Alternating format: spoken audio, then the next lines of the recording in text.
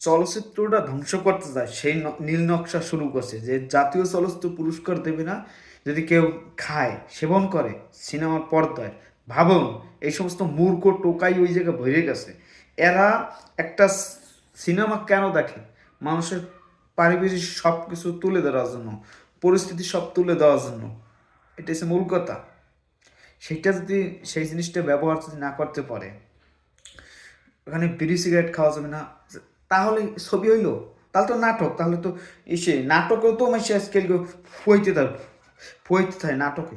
তাহলে কি অবস্থা? এগো বয়স কেন? এরা যে দ্যাতকালাইয়া আসে, কেন আসে? এরা কি ধ্বংস করতে চায় বাংলা চলচ্চিত্র? আর বিশেষ করে মেগাস্টার শাকিব খানের ছবি তো এগুলো ব্যবহার করা হয় সব ছবিতে, বা নাটকও ব্যবহার করে এগুলো, এগুলো নাটকেও ব্যবহার করে। কিন্তু এই ফকিন্নিরা ওই যা যে দায়িত্ব পাইছে, দায়িত্ব পাইয়া শুরু করছে বাংলা চলচ্চিত্র ধ্বংস করতে চায়।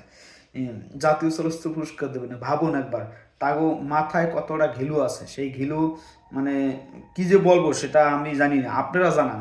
অনন্য মোহন বলছে ভাই, ভাবছিল তো নোবেল পুরস্কার পেয়েছে, এখন দেখি যে নোবেল না, এটা বাংলা চলচ্চিত্রকে ধ্বংস করতে চায়।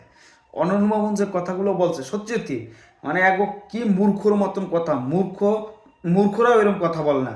মানে এরা কি বাংলা চলচ্চিত্রে সিগারেট ব্যবহার করবে, মদ ব্যবহার করবে, সব কিছু ব্যবহার করবে, সেটা ফলাফল কি, লাস্টে কি সেটাই কি এস্টাবলিশ করে, না সেটা পতন হয়?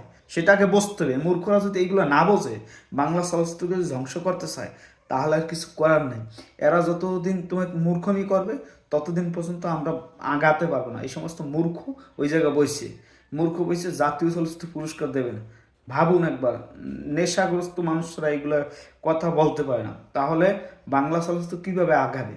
অনন্য মোহন পুরো বাংলাদেশটা একমত, কিন্তু এই টোকাইরা ওই জায়গায় দায়িত্ব নিয়ে তারা বাংলাদেশটাকে হাসির পাত্র মানুষের কাছে প্রেজেন্টেশন করতেছে।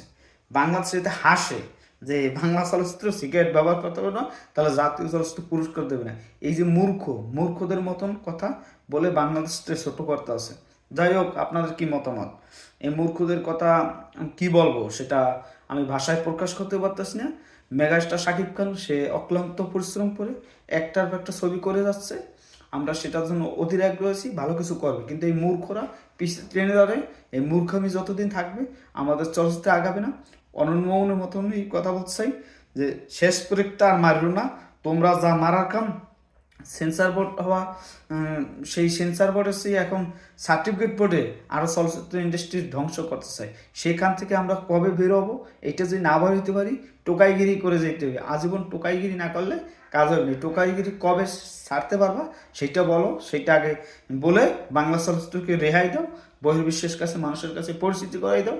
এটি হচ্ছে মূল কথা। কষ্টে অনেক কথা বলছি, কেননা এই সমস্ত মূর্খরা মূর্খামি করবে যতদিন, ততদিন বাংলা চলচ্চিত্র থাকবে না। আমার দ্যাতকালাই আসে, এগুলো দ্যাতকালাই আসে, এগুলো থেকে বিরত থাকতে হবে।